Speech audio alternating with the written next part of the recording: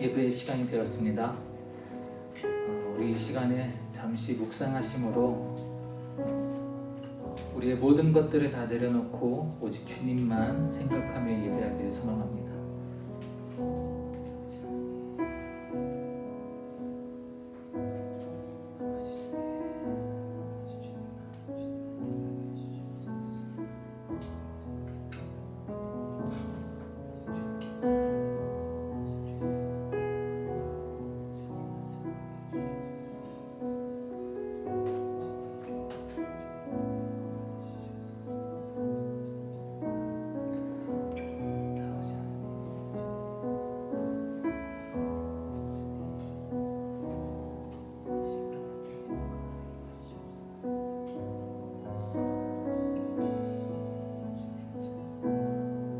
같이 고백하며 나아갑시다. 주 앞에 엎드려 주 앞에 엎드려 경배합니다. 오직 주께 주 경배합니다. 주 경배합니다. 다른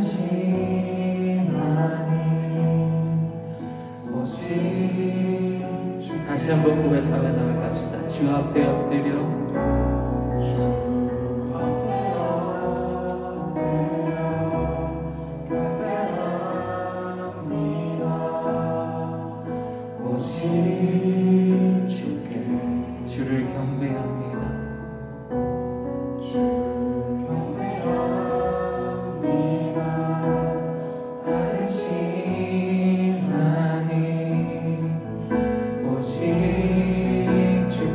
나의 모든 우상들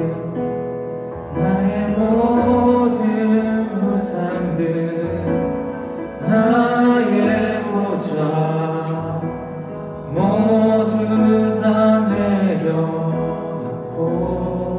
주 앞에 엎드려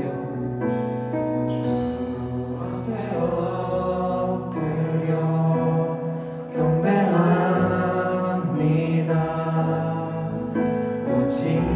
다시 한번 고백하며 나아갑시다. 주 앞에 엎드려 경배합니다.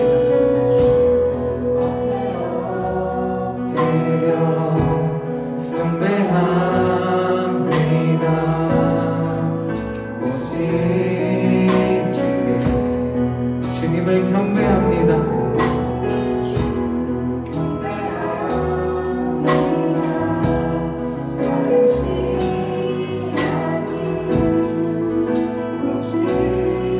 마음을 다해 고백하며 나아갑시다. 나의 모든 우상들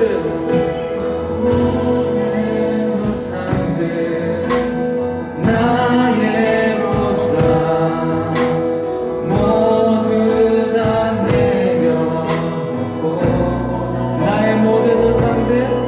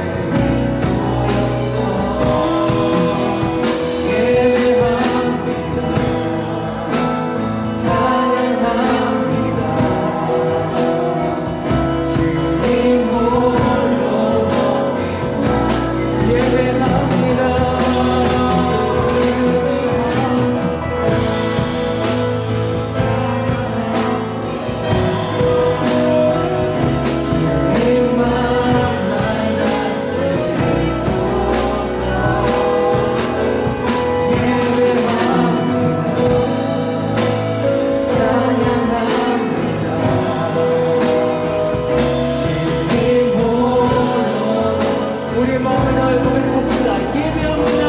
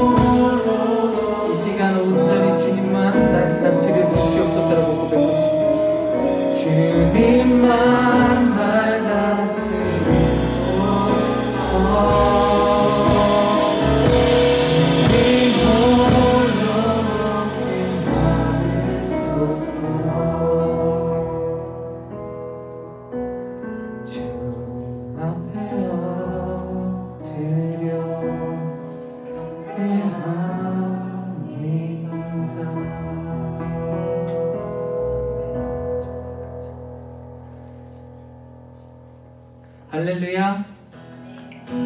우리 이 시간에 찬양받기에 합당하신 주님께 우리 온 마음을 다하여 주님께 사랑한다고 고백하며 나아갑시다. 내 마음을 가득 채 주 향한 찬양과 사랑 어떻게 표현할 수 있나. 수많은 찬양들로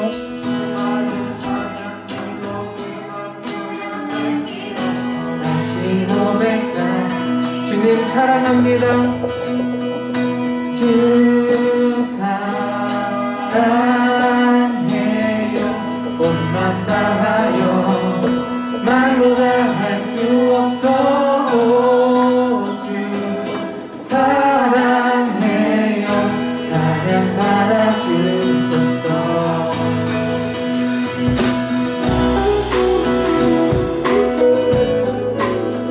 하나님 사랑하십니까? 우리 그동안 사랑한다고 제대로 고백하지 못했다면 이 시간 우리의 진심을 다해서 우리의 마음을 담아서 우리 주님께 기쁨으로 즐겁게 찬양하며 나아갑시다. 마음을 가득 채운 주 향한 찬양과 사랑 어떻게 표현할 수 있나. 수많은 찬양들로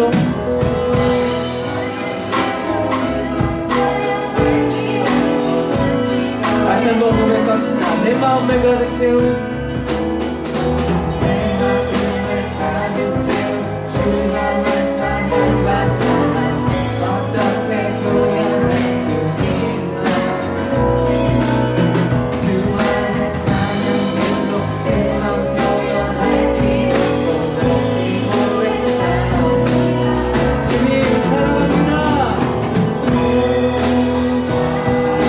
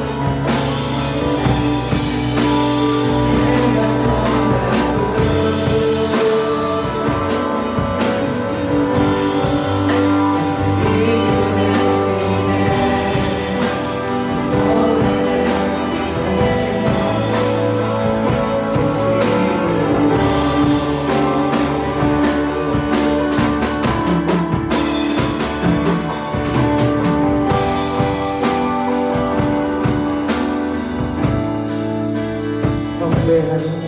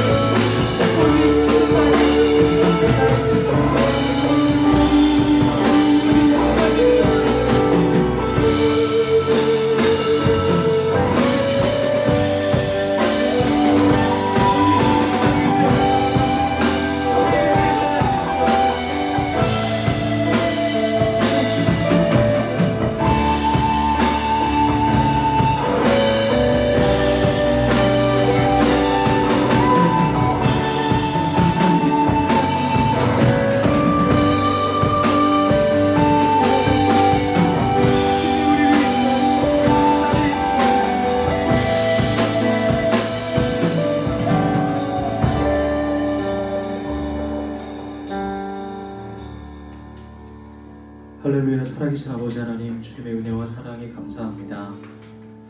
하나님, 오늘 우리의 삶의 인도자 되어주시고 오늘도 우리의 길을 누구보다 잘 아시는 주님, 이 시간 그 주님 앞에 믿음으로 나와 하나님을 찬양하며 예배할 수 있도록 우리에게 귀한 은혜를 주시니 감사를 드립니다.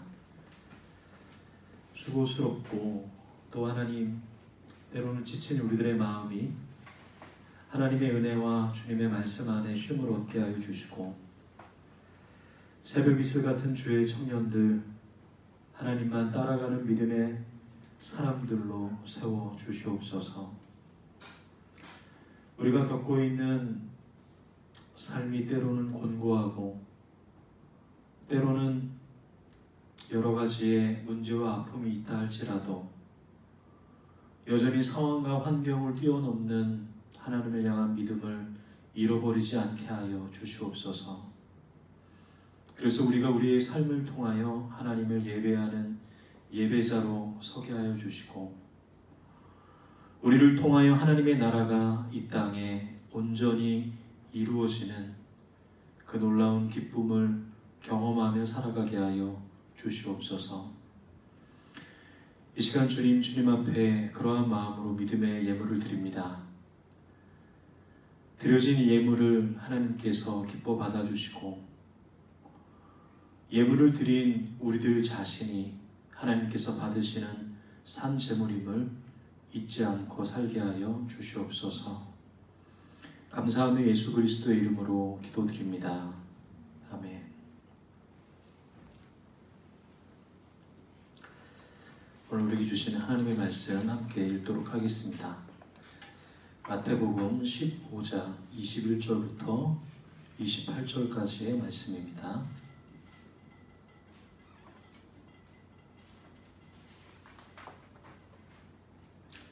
마태복음 15장 21절부터 28절까지는 신약성경 25페이지의 말씀입니다. 제가 한 절, 여러분들이 한 절, 우리 함께 교독하도록 하시겠습니다. 예수께서 거기서 나가사 도로와 시돈 지방으로 들어가시니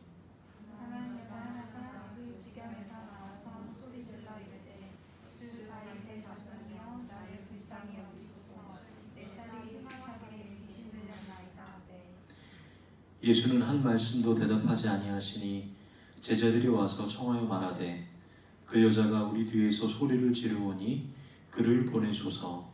예수께서 대답하여 이르시되 나는 이스라엘 집에 잃어버린 양 외에는 다른 데로 보내심을 받지 아니하였노라 하시니 여자가 와서 예수께 절하며 이르되 주여 저를 도우소서. 대답하여 이르시되 자녀의 떡을 취하여 개들에게 던지니 마땅하지 아니하니라.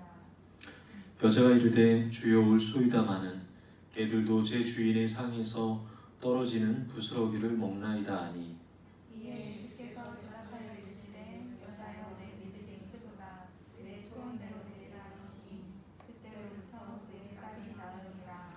아멘. 여러분 만나서 반갑습니다. 잘 지내고 계시나요?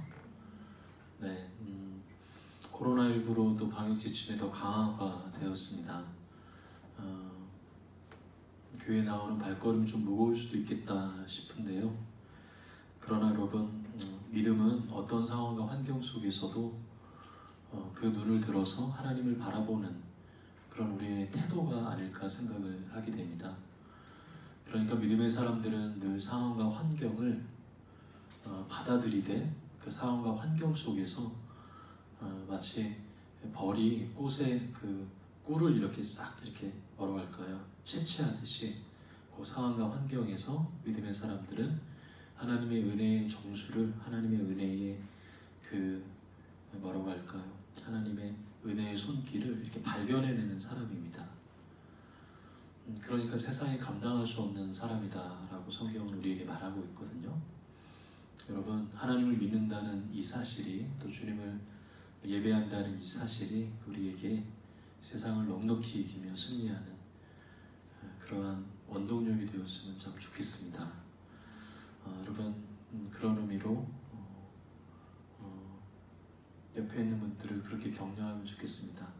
마스크 쓰신 채로 하나님이 당신을 참 사랑합니다. 이렇게 한번 인사하고 격려하면 좋겠습니다. 하나님께서 여러분들을 참 사랑하십니다.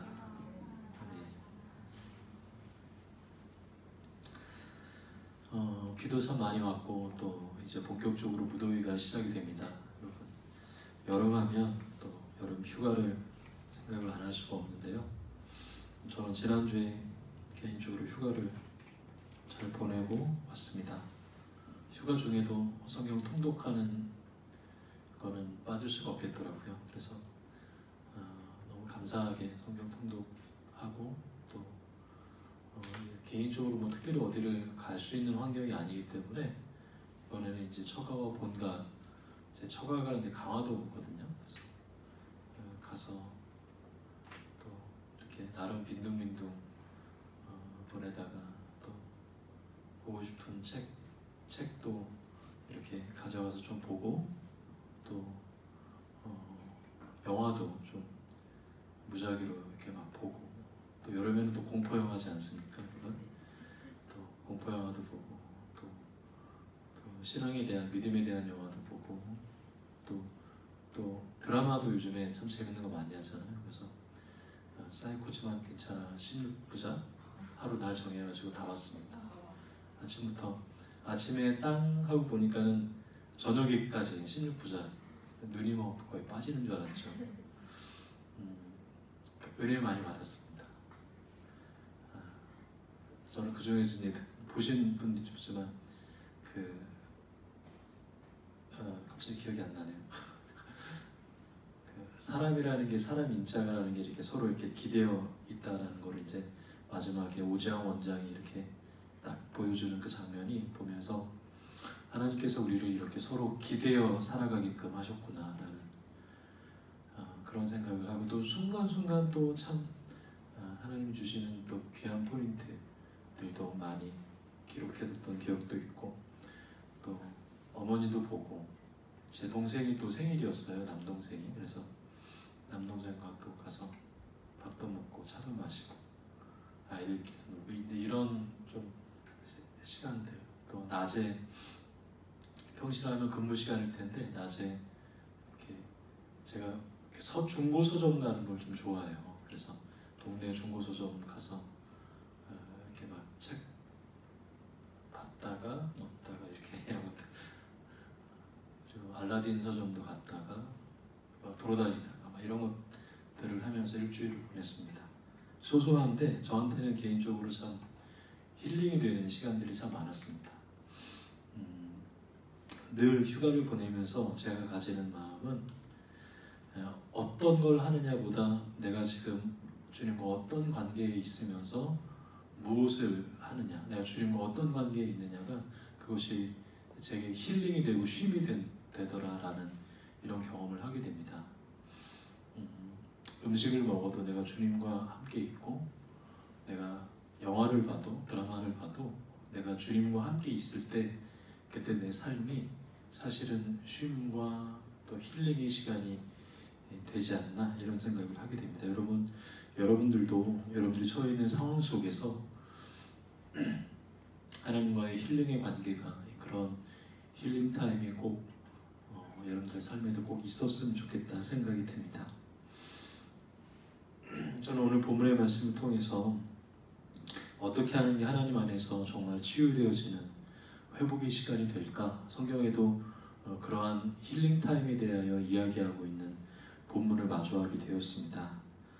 우리가 오늘 말씀을 통하여서 그래, 바로 이것이 정말 쉼이지, 이것이 정말 힐링이지, 그러한 부분들을 말씀을 통하여 여러분 개인이 꼭 말씀을 붙잡는 시간이 되셨으면 참 좋겠습니다.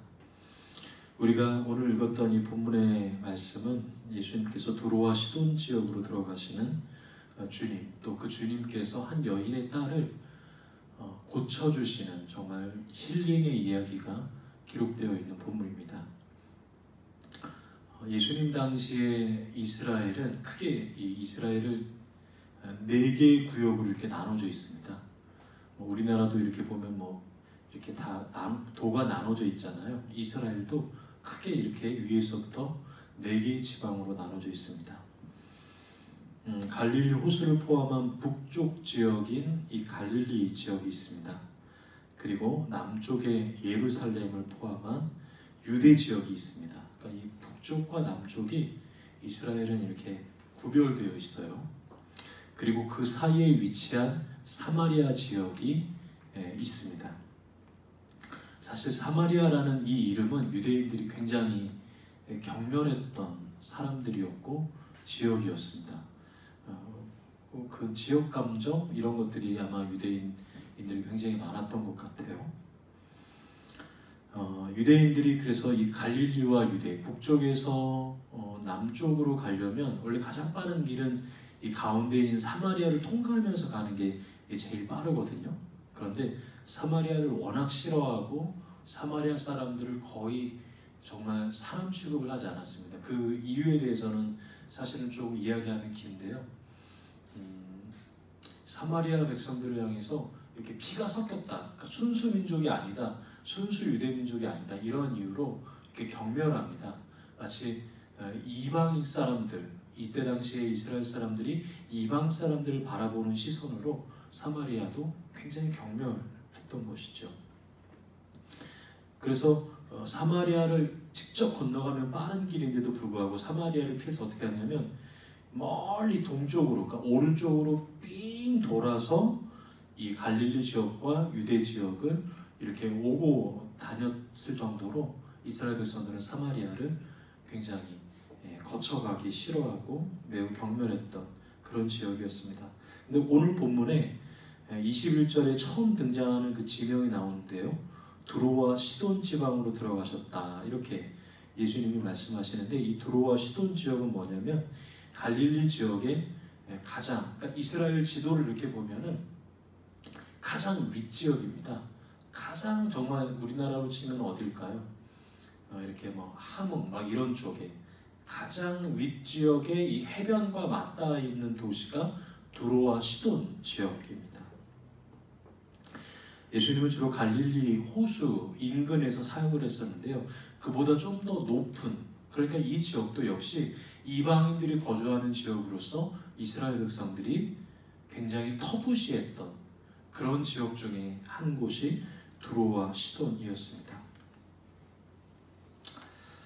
오늘 본문의 이 평행본문인 마가복음 7장에는 오늘 본문에 등장하는 예수님이 만나셨던 이 한 여인을 좀 더 구체적으로 설명을 하는 데 어떻게 얘기하냐면, 이 여성이 헬라 사람이다, 이렇게 기록합니다. 그리고 수로보니게 족속의 여인이다, 이렇게 말해주고 있는 것이죠. 마가복음 7장 26절의 전반부에 보면 이 여인에 대하여 이렇게 설명합니다. 그 여자는 헬라인이요 수로보니게 족속이라. 여기서 이 수로보니게라는 이 말은 뭐냐면 두 말이 합쳐진 단어이거든요. 하나는 수로와 베니게라는 이 두 단어가 합쳐져서 수로보니게 지역이라는 표현입니다. 그러니까 쉽게 말하면 이방인들이 거했던 지역에 살았던 이방 여인이었다. 성경은 가나안 여인이었다, 이렇게 말하고 있습니다. 오늘 본문은 그 예수님과 가나안 여인과의 대화가 기록되어 있고요, 그 대화의 끝에 이 여인의 문제가 해결되고 이 여인의 딸의 질병이 치료가 되는 사건이 오늘 본문에 기록되어 있습니다. 여러분, 이스라엘 사람들이 사마리아인처럼 멀리하고 터부시 여겼던 이방 사람, 그것도 여인, 그 이방 여인에게 있었던 그 문제와 아픔이 오늘 본문에 너무나 잘 기록되어 있습니다. 예수님이 그런 두로와 시돈 지방으로 들어가셨다, 이렇게 말씀하고 계십니다. 주님은 거기서 이 여인의 딸을 치료해 주시죠. 회복의 이야기, 정말 참된 힐링의 이야기가 오늘 본문에 기록되어 있습니다. 근데 그 치료하시는 예수님의 이 과정이 우리가 얼핏 보기에는 좀 쉽게 이해하기 좀 어렵고, 예수님이 하시는 말씀이 우리가 평상시에 알고 있었던 예수님의 모습과는 굉장히 다른 그런 냉랭한 모습의 예수님이 오늘 본문에 기록되어 있습니다. 저는 오늘 본문의 이 예수님의 모습과 예수님이 이렇게 왜 하셨을까라는 이러한 궁금증을 가지고 이 본문의 말씀을 여러분들과 함께 찾아보면서 이 말씀을 우리가 깊게 묵상하고 살펴보면서, 이래서 예수님이 이러한 치료와 이러한 힐링을 허락하시는 게 아닐까라는 이러한 말씀을 우리가 함께 주목해 보기를 원합니다. 우리 먼저 본문의 22절부터요, 조금 긴데 26절까지 예수님과 이방 여인, 가나안 여인의 대화를 한번 살펴보도록 하겠습니다. 22절부터 26절을 함께 읽도록 하겠습니다. 가나안 여자 하나가 그 지경에서 나와서 소리질러 이르되 주 다윗의 자손이여 나를 불쌍히 여기소서. 내 딸이 흉악하게 귀신 들렸나이다 하되 예수는 한 말씀도 대답하지 아니하시니 제자들이 와서 청하여 말하되 그 여자가 우리 뒤에서 소리를 지르오니 그를 보내소서.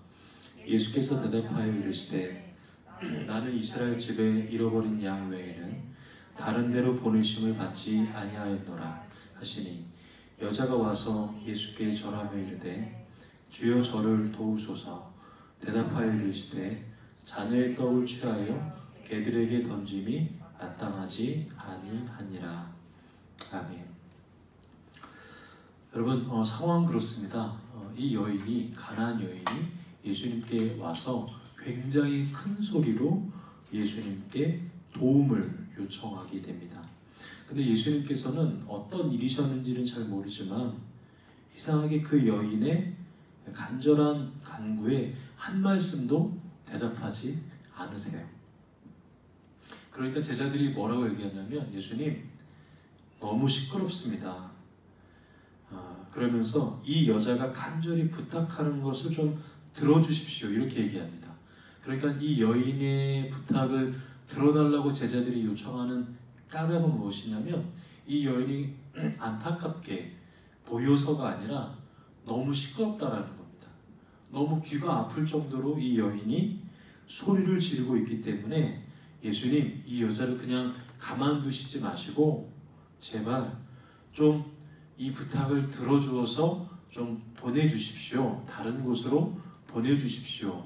이러한 의도로 제자들이 예수님께 이 여인의 요청을 들어달라고 요청하고 있습니다. 여러분, 귀찮은 듯이 이 여인이 귀찮은 듯이 사람들이 대우하고 있죠.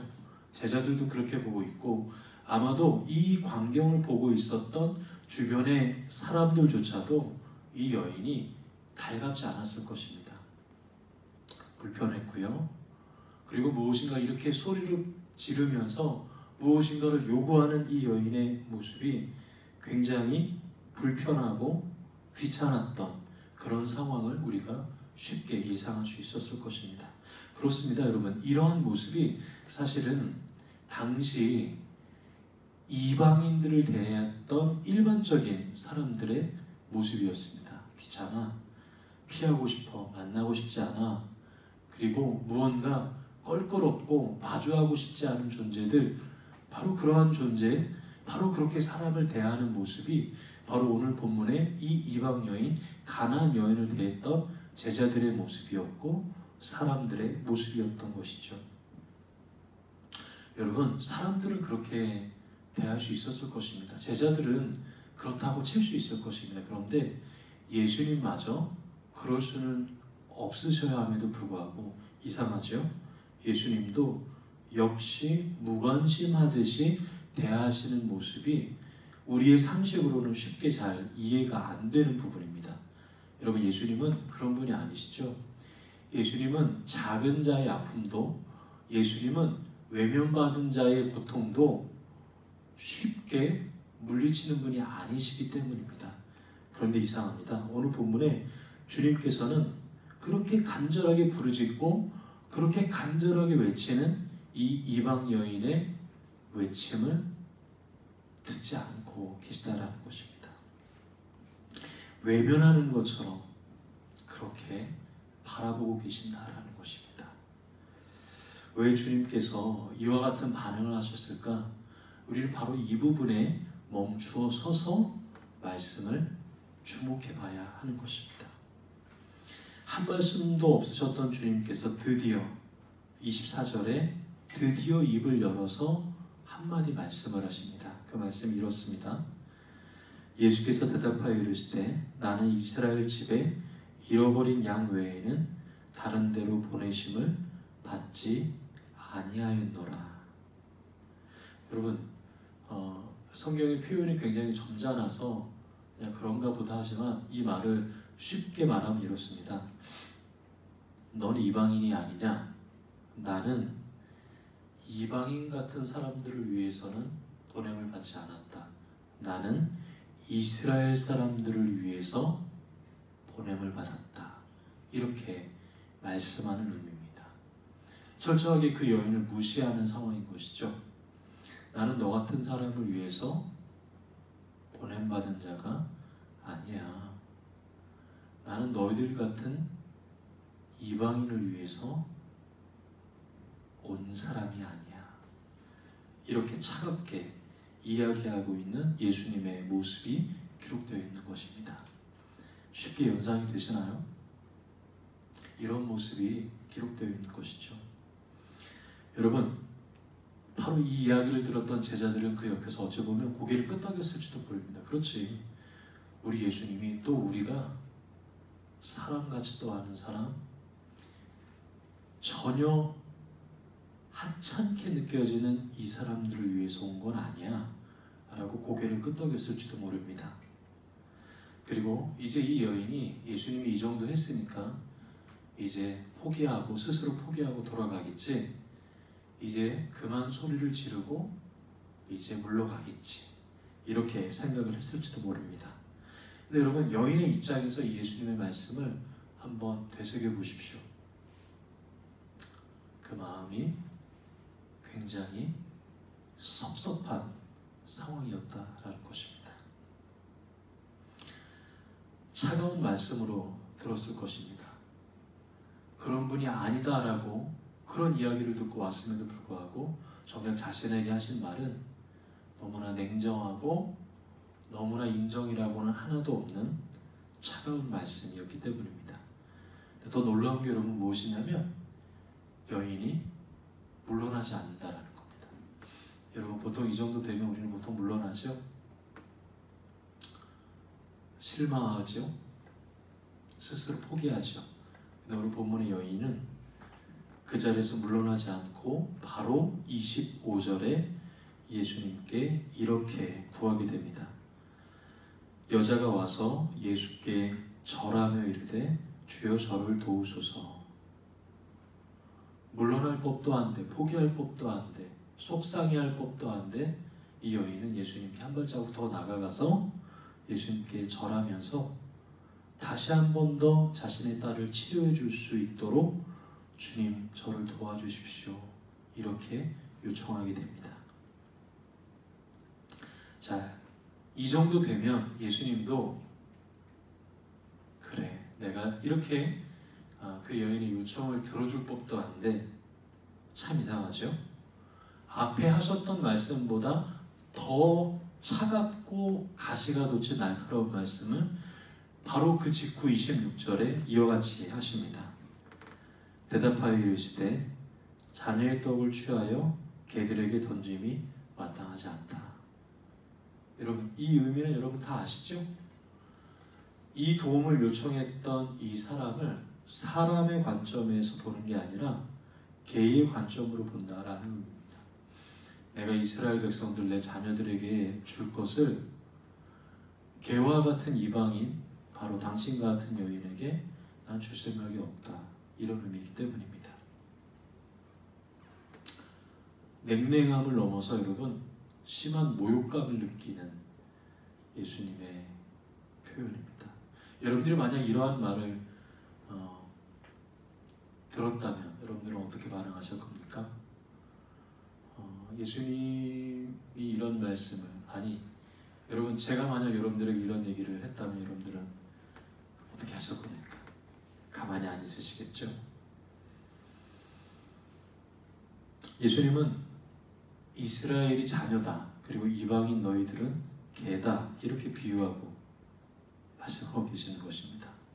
굉장히 심한 모욕감을 느끼고 있는 바로 그 상황, 마치 주님께서는 작정하고 이 여인의 한계가 어디까지인가를 시험해 보듯이 이 여인의 마음을 아주 날카로운 휘수와 같은 단어를 골라 쓰시면서 이 여인을 아프게 하고 거절을 넘어 수치심과 모욕감까지 느끼게 말씀을 하시는 바로 그 순간,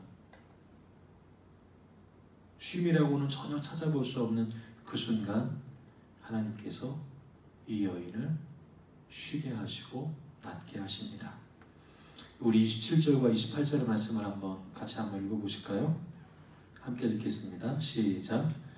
여자가 이르되 주여 올소이다마는 개들도 제 주인의 상에서 떨어지는 부스러기를 먹나이다 하니 이에 예수께서 대답하여 이르시되 여자여 내 믿음이 크도다 내 소원대로 되리라 하시니 그때로부터 그의 딸이 나으니라. 아멘. 여러분 정말 이해하기 어렵고 정말 우리가 참 놀랍다라고 말할 수 있는 건 뭐냐면 여인이 이러한 상황임에도 불구하고 주님의 모욕적인 말에 화를 내거나 혹은 정말 예수님 내가 듣던 거하고 다르다라고 원망하지 않는다라는 것입니다. 이 부분이 굉장히 놀라운 부분입니다. 우리가 흔히 볼 수 있는 반응이 아니기 때문이에요. 그만큼 이 여인의 마음에는 자신의 딸을 향한 쉼과 치유가 간절했었다는 겁니다. 예수님이 아니면 다른 어디에서도 나을 수 없다. 이 믿음이 마음에 새겨져 있었기 때문에 이러한 견딜 수 없는 수치와 모욕스러운 상황에서도 예수님을 떠나거나 그분을 향하여 원망하지 않았다라는 것을 우리가 발견할 수 있는 것입니다.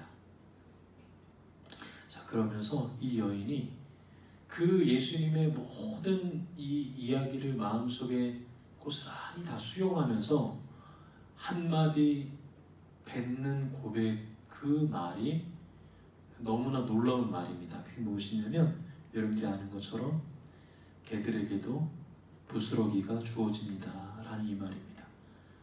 예, 좋습니다. 저는 개입니다. 저는 개라고 불러도 될 만한 사람입니다. 그런데 개들에게도 부스러기는, 주인의 상에서 떨어지는 부스러기는 있지 않습니까?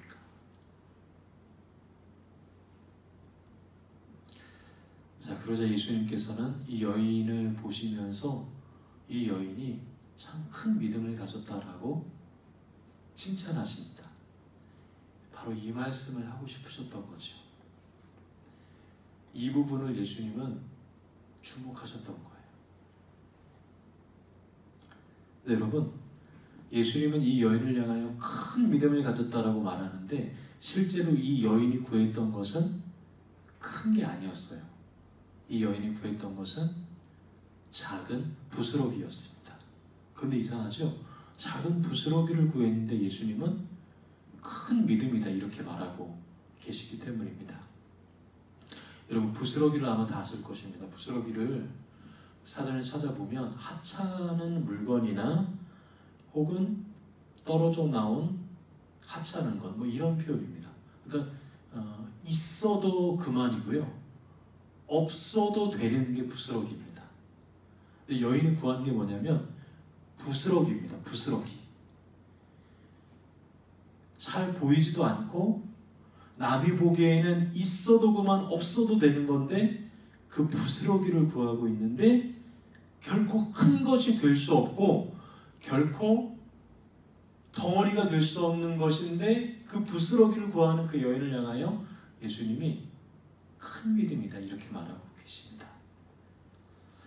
오늘 본문의 이 부스러기라는 성경에 기록된 헬라어 단어는 푸시키온이라는 뜻입니다. 푸시키온.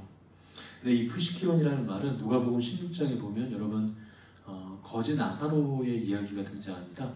근데 거기서 한 번 등장하고 여기서 두 번째로 등장합니다. 거기서 등장할 때 보면 누가복음 16장 21절에 그 부자의 상에서 떨어지는 것으로 배불리려 하매 심지어 개들이 와서 그 헌대를 핥더라. 여러분, 여기서 상에서 떨어지는 것 있죠. 이 떨어지는 게 바로 푸시키온, 부스러기라는 단어입니다. 나사로가 구했던 것이 바로 이 부스러기였어요. 그만큼 여러분, 보잘것없는 것이었습니다. 누군가의 눈에는 보이지도 않는 그 부스러기를 이 여인이 구했던 것이죠.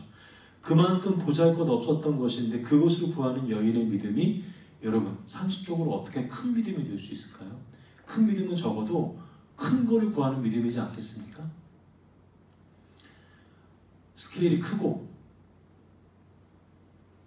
강력하고 놀라운 것을 구하는 게 큰 믿음이 있지 않습니까? 근데 이상하죠. 오늘 여인은 누구의 눈에도 보잘것없고 누구의 눈에도 가치 없어 보이는 부스러기를 구하고 있는 것입니다. 근데 여러분, 주목해야 될 부분인데 무엇이냐면, 이 여인이 했던 말 중에서 주목해야 될 건 뭐냐면 바로 이 표현입니다. 제 주인의 상에서라는 표현입니다. 부스러기 자체가 아니에요. 이 부스러기가 어디서부터 떨어져 나온 것이냐를 이 여인은 말하고 있는 겁니다. 그 이 부스러기가 누구요? 제 주인의 상에서, 즉 부스러기가 떨어지는 상에 접근할 수 있는 권한은 오직 그 주인의 계획에만 있다라는 것을 이 여인이 암시하며 말하고 있는 것입니다. 그렇습니다. 누가 봐도 흔한 부스러기, 있어도 그만 없어도 그만인데 그 부스러기를 먹을 수 있는 허락되어진 존재가 누구냐면 그 주인의 상에 접근할 수 있는 주인의 계획에만 있다라는 것입니다. 이 이야기를 여인이 하고 있는 것이죠. 사실 그런 관점에서 보면 이 가나안 여인은 예수님을 만나는 첫 장면부터 오늘 본문의 마지막까지 예수님을 향하여 계속적으로 뭐라고 부르냐면 주인으로 고백합니다. 22절에도 보시면 이렇게 나와 있죠. 주 다윗의 자손이여 나를 불쌍히 여기소서. 25절은 어떤가요? 주여 저를 도우소서. 또 27절도 주여 올소이다마는 개들도 제 주인의 상에서. 그러니까 이 여인은 차갑고 냉랭한 예수님의 모욕적인 말을 듣는 그 순간에도 여전히 그 주님이 나에게 주님이시다 라는 사실을 처음부터 마지막까지 한결같이 고백하고 있는 것입니다. 바로 이 부분이 예수님이 주목하시는 부분인 것입니다. 우리는 예수님을 주님으로 부를 때도 있다가 그렇게 여기지 않고 살아갈 때도 있는 것이죠. 우리의 마음과 우리의 기대와 우리의 생각에 부합되는 무엇인가를 우리가 얻게 되거나 받게 되면 우리는 그때는 과감히 주님을 향하여 주님, 나의 주님 이렇게 고백할 때가 많습니다. 그러나 내 생각과 내 기준과는 다른 그런 상황이 있을 때 우리는 흔히 주님을 주님이라고 여기지 못할 때가 많다라는 것입니다. 이 여인이 주목해야 될 말, 그것은 바로 주님을 향하여 나의 주인입니다 라고 고백하는 이방 여인의 이 믿음에 우리는 주목해야 됩니다. 또 하나 주목해야 될 표현은 부스러기라는 표현입니다. 부스러기. 아까 전에 거듭 말씀드린 것처럼 부스러기는 있어도 그만이고 없어도 되는 그것을 부스러기라고 말하죠. 근데 여러분, 이 부스러기의 가치가 어디에서 결정되냐면 부스러기가 떨어져 나온 그 부스러기의, 그러니까 본체에서부터 이 부스러기의 가치가 결정이 됩니다. 부스러기 자체는 있어도 그만 없어도 그만인데요, 이 부스러기가 어디서 떨어져 나오냐에 따라서 이 부스러기의 가치가 결정이 된다는 얘기입니다. 흔히 여러분 반지나 목걸이 같은 이런 제품을 만드는 어떤 이 보석세공사, 금세공사들을 보면요, 그들이 이렇게 세공하면서 금과 은을 이렇게 녹이거나 깎거나 이렇게 하지 않습니까? 그러면서 거기서부터 떨어져 나오는 이 뭐라고 할까요? 부스러기들이 있습니다. 금이나 은. 근데 여러분 아주 미세해요.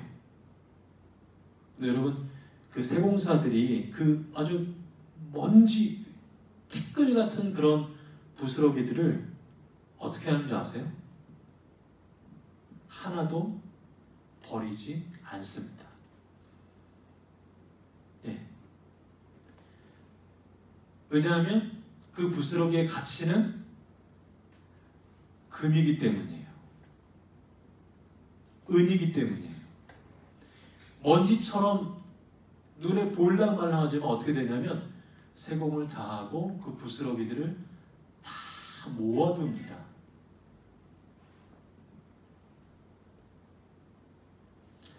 왜냐하면 아무리 부스러기라도 그것의 가치는 금이고 은이고 버릴 수 없는 쓰레기가 아니기 때문입니다. 하찮은 쓰레기가 아니기 때문에 그 부스러기는 금이기 때문에 버릴 수가 없는 거예요. 이 여인이 바로 그것을 알았습니다. 예, 맞습니다. 주님, 부스러기라도 주십시오. 근데 그 부스러기가 어디서부터 떨어져 나온다는 거예요? 예수님께로부터 떨어져 나오는 거기 때문에 부스러기라도 나는 충분합니다. 이렇게 고백하는 것입니다. 가나안 여인이 구하는 부스러기는 그 부스러기의 본체이신 예수님의 부스러기입니다. 사실 우리들은 부스러기만 있어도 쉴 수 있고 부스러기만 있어도 힐링할 수 있습니다. 근데 그 부스러기가 어디서부터 떨어져 나온 부스러기여야 돼요? 예수님에게서부터 떨어져 나온 은혜의 부스러기면 가능하다는 것이죠. 그녀는 그것을 알고 있었습니다. 그래서 부스러기가 소중했어요. 그래서 부스러기라도 떨어지는 게 있지 않습니까? 라고 예수님께 말할 수 있었던 것입니다. 예수님이 베푸시는 능력과 은혜는 비록 그것이 부스러기라 할지라도 그건 나에게 충분합니다라는 믿음의 고백입니다. 우리가 익히 잘 알고 있는 오병이어의 기적의 맨 마지막 장면을 여러분들은 잘 아실 것입니다. 예수님이 사람들이 다 먹고 나면 부스러기를 거두게 하시죠. 왜 거두게 하셨을까요? 그냥 버려두게 하셔도 무관하지 않을까요? 이상하죠? 예수님은 배불리 먹고 남은 부스러기를 다 모으라고 명령하십니다. 모았더니 어떻게 됐어요? 12광주리가 됐죠. 사람들이 봤어요. 여러분, 부스러기가 12광주리면 본체가 얼마나 그들이 많이 먹었겠어요? 왜 부스러기를 보여주셨을까요? 부스러기도 주님의 부스러기면 우리는 충분히 쉼을 얻을 수 있고 충분히 힐링할 수 있다는 것을 예수님이 보여주고 싶으셨던 거예요. 그래서 우리에게는 예수님의 은혜의 부스러기라도 충분합니다. 그래서 우리는 예수님의 능력의 부스러기라도 충분합니다. 문제는 뭐예요? 우리가 그 부스러기의 가치를 잊어버린다는 데 있다는 것입니다. 그래서 우리는 늘 어때요? 만족이 없죠. 부스러기가 아닌 다른 것을 구하려고 하죠. 근데 우리들은, 아니 오늘 본문의 이 이방 여인 가나안 여인은 예수님에게 떨어지는 부스러기만이라도 우리는 충분합니다 라고 고백하는 그러한 고백의 믿음이었기 때문에 예수님이 뭐라고 칭찬하시냐면 큰 믿음이다 이렇게 말씀하시는 겁니다. 5,000명이 배불리 먹고도 남은 것이 그 정도이다. 예수님이 남기신 부스러기의 위대함이 얼마나 큰지 아니? 한번 볼래? 하면서 12광주리를 남기게 된 것이죠. 오늘 본문 가나안 여인이 늘 이러한 부스러기에 대한 믿음이 있었습니다. 그리고 하나님의 사람들은 늘 이러한 부스러기에 대한 믿음이 있었습니다. 주님은 그것을 보시고 큰 믿음이다라고 인정, 칭찬하셨던 것입니다. 이제 말씀을 마무리하겠습니다. 사랑하는 우리 응암 청년 공동체 여러분, 가나안 여인이 진정으로 쉼을 얻고 힐링을 누릴 수 있었던 까닭은 주님의 은혜와 사랑은 나에게 부스러기만 있어도 나는 충분합니다 라는 믿음의 고백입니다. 제가 이 여인의 고백을 묵상하면서 너무 제 모습이 비교가 되더라고요. 저와 여러분은 부스러기 수준의 은혜를 받은 사람들이 아니에요. 우리는 전부를 받은 사람들입니다. 그런데 이 여인의 부스러기 믿음보다 더 연약할 때가 많아요. 주님은 우리에게 부스러기 정도를 주시려고 이 땅에 오신 분이 아니에요. 주님은 자신의 전부를 바로 여러분을 위해서 주시기 위해서 오신 분입니다. 우리는 이 사실을 기억해야 됩니다. 그리고 이 사실을 정말 믿음으로 받아들일 때 그때 우리가 진정으로 쉼을 얻을 수가 있어요. 그때 우리가 진정으로 힐링 타임을 누리며 살 수 있는 것입니다. 주님의 생명을 내가 받은 존재, 주님의 전부를 나에게 주신 분, 부스러기에 대한 믿음으로도 가나안 여인이 놀라운 힐링 타임을 가지게 되었는데, 부스러기와는 비교 안 되는 주님의 완전하신 사랑을 받은 오늘 우리들은 과연 주님 안에서 그 사랑에 감격하며 살고 있는지 다시 생각해 봐야 하는 것입니다. 사랑하는 우리 청년 여러분, 저는 오늘 우리에게 이러한 믿음이 다시 회복되기를 원합니다. 그래서 쉴 곳 없는 이 세상에서 그 은혜와 사랑으로 쉼과 힐링을 얻어가며 살아가시는 저와 여러분들의 삶이 되셨으면 좋겠습니다. 주님께 그렇게 우리가 고백하면 좋겠습니다. 주님, 저는 부스러기로도 충분합니다. 주님에게 떨어지는 부스러기라면 나는 그것으로도 충분합니다. 그러나 주님의 전부를 내게 주시니 하나님, 나는 충분합니다. 그렇게 주님과 함께 주님의 생명을 받은 자로 살아가시는 저 여러분의 삶이 되시기를 주님의 이름으로 소망하고 축복합니다. 우리 함께 기도하고 찬양하겠습니다. 여러분, 많은 분들이 이제 여름의 무더위를 피해서 휴가와 쉼을 가질 것입니다. 또 그렇게 멀리 어디 가지는 우리가 코로나로 가지 못한다 할지라도 여러분, 우리가 한 가지 기억할 것은 내가 무엇을 하든 또 어떤 환경에 있든 진정한 쉼과 진정한 힐링이 과연 우리에게 어떻게 이루어지고 주어지는지를 우리가 기억하기를 원합니다. 부스러기로도 충분합니다. 주님에게서 떨어지는 것이라면 부스러기라도 나는 충분히 힐링할 수 있습니다. 그러한 믿음의 사람을 하나님이 찾고 계십니다. 주님의 부스러기만으로도 감격할 줄 아는 사람, 때로는 우리의 마음이 아플 정도로 상황이 권고하고 어려워도 하나님이 왜 나한테 이러실까라고 이해 못하는 물음표가 우리 가운데 생겨도 여전히 주님을 신뢰하고 그분 앞으로 더 나아가고 예수님의 부스러기라도 나는 숨을 쉴 수 있고 그분의 부스러기라도 나는 충분히 살 수 있습니다. 이러한 고백으로 살아가는 큰 믿음의 사람들을 주님이 찾고 계십니다. 여러분, 우리 오늘 말씀을 기억하면서 이 찬양을 주님께 좀 드리면 좋겠습니다. 주님, 그렇습니다. 주님의 부스러기 은혜, 부스러기 사랑이 나를 충분케, 나를 숨쉬게, 나를 이끄시고 돌보시고 붙드십니다. 그렇게 함께 고백하지요. 주 사랑이 나를 숨쉬게 해. 세상 그 어떤 어려움 속에도 주 은혜로 나를 돌보시며 세상 끝날까지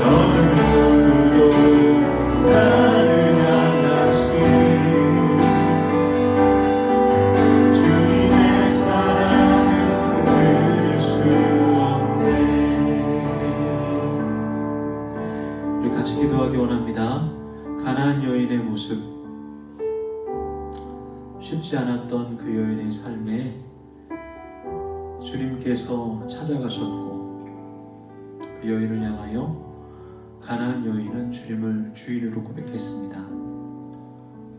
잘 이해 안 될 때에도 이 여인은 예수님을 향하여 나의 주인 이렇게 고백했죠. 오늘 우리 안에 그러한 믿음의 고백이 이 시간 다시 회복되기 원합니다. 여러분, 주님께서는 우리의 주인이십니다. 때로는 우리가 주님께 섭섭함을 느낄 때도 있어요. 이해 못함과 치욕감을 경험할 때도 있습니다. 왜 주님이 나에게 이렇게 하실까? 근데 여러분, 그 순간을 넘어서서 주님은 나의 주인이십니다. 그리고 나는 부스러기를 구합니다. 주님에게서부터 떨어지는 그 부스러기를 주님 구합니다. 그때 이 여인이 큰 믿음으로 칭찬받았음을 우리가 다시 기억하기 원합니다. 자신의 딸을 살리고자 했던 그 믿음이 빚어낸 이 아름다운 이야기가 저는 오늘 저와 여러분들의 이야기가 되었으면 좋겠습니다. 하나님, 오늘 나에게 부스러기를 주시러 오신 분이 아니십니다. 주님은 나에게 자신의 전부를 주신 분이심을 고백합니다. 우리도 그 주님을 주인으로 인정하며 부스러기라도 충분합니다 고백하는 주님이 칭찬하시는 큰 믿음으로 살게 하여 주시옵소서. 그렇게 말씀을 생각하며 하나님과 함께 기도하겠습니다. 기도하겠습니다.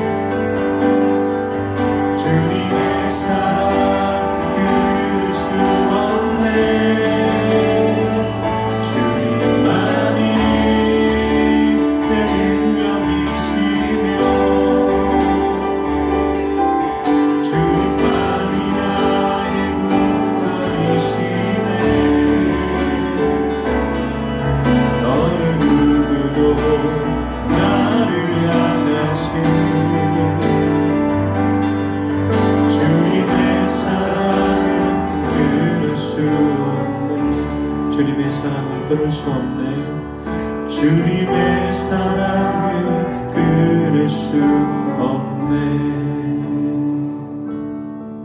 아멘. 참 좋으신 하나님 아버지, 가나안 여인의 힐링타임을 우리가 이 시간 다시금 듣게 하시고 우리들 역시 주님을 주인으로 고백하며 또 주님의 부스러기 은혜와 사랑으로 충분함을 듣게 하시니 감사합니다. 부스러기만이 아니라 우리에게 자기의 전부를 주신 그 주님의 은혜를 기억하며 오늘 우리를 숨쉬며 인도하시며 돌보시며 함께 하시는 그 주님을 감사하며 찬양하며 살아가게 하여 주시옵소서. 예수님의 부스러기라도 구하는 그 믿음을 칭찬하셨던 것처럼 사랑하는 주의 청년들, 오늘 우리들의 삶 역시 주님의 생명을 받은 자의 모습으로 살게 하여 주시옵소서. 지금은 우리를 구원하신 십자가의 독생자 예수 그리스도의 크신 은혜와 하나님 아버지의 놀라우신 사랑과 지금도 우리 안에 내주하시며 역사하시는 성령님의 은혜가 부스러기 은혜라도 충분하며 주님을 주인으로 인정하며 살아감으로 우리의 삶의 아픔을 치유하시는 주님을 다시금 붙잡고 살아가고자 결심하는 사랑함 청년 공동체 각 사람의 삶 속에 지금부터 영원토록 함께 하시길 간절히 축원하옵나이다. 아멘.